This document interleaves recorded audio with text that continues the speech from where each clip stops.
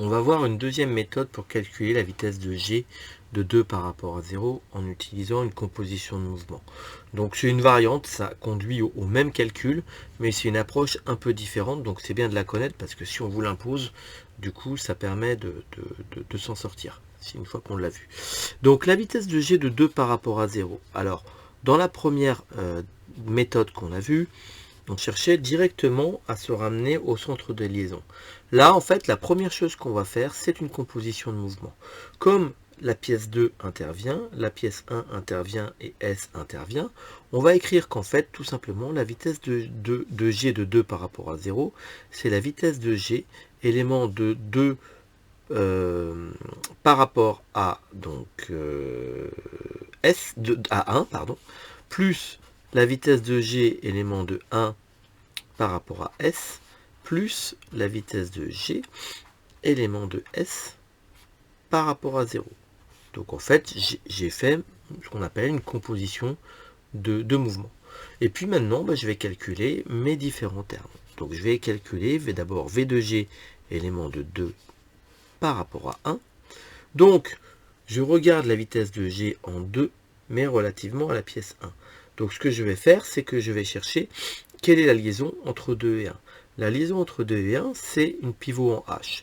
Donc je vais écrire que ça, c'est la vitesse en H, élément de 2 par rapport à 1, plus GH, vectoriel, oméga de 1. Ça, c'est un calcul, donc je le ferai plus tard. Vitesse de H de 2 par rapport à 1. Celle-là, elle vaut quoi? En fait, elle vaut 0, parce qu'on a une pivot en H entre 2 et 1. Donc du coup, j'ai fini mon calcul. Ensuite, je vais regarder la vitesse de G, élément de 1 par rapport à S.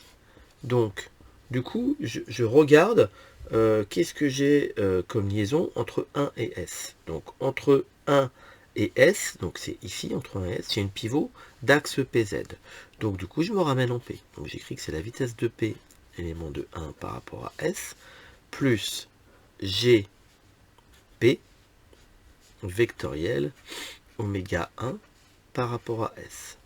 Voilà. Donc ça, comme j'ai une pivot, ça va me faire un 0. Et puis ça, c'est un calcul que je déporte après. Ensuite, j'ai la vitesse de G, élément de S par rapport à 0. Donc le solide S par rapport à 0, il est en translation. Donc tous les points du solide ont la même vitesse. Donc ça, c'est la vitesse de l'énoncé V de G. Je regroupe et j'obtiens que la vitesse de G, élément de 2 par rapport à 0, c'est quoi? C'est tout simplement égal à V porté par X plus GP vectoriel oméga 1 S plus GH vectoriel oméga 2 1. Alors comme on a S qui est en translation, cette vitesse-là, c'est la même que la vitesse de oméga 1 par rapport à 0. Voilà. Et donc là, on a fini la partie méca. Après, il reste à faire le calcul. Alors, c'est pas tout à fait la même expression qu'on avait obtenue, mais quand on fait le calcul final, on obtient bien exactement le même résultat. C'est deux méthodes complètement équivalentes, c'est-à-dire que quand je vais faire les produits vectoriels là, je vais me retrouver avec les mêmes calculs que dans l'autre méthode, et donc c'est pas plus rapide, c'est pas plus lent, c'est juste une autre philosophie. Donc si on vous impose de décomposer la vitesse de cette manière-là en faisant une composition de mouvement, c'est que c'est cette démarche-là qui est attendue.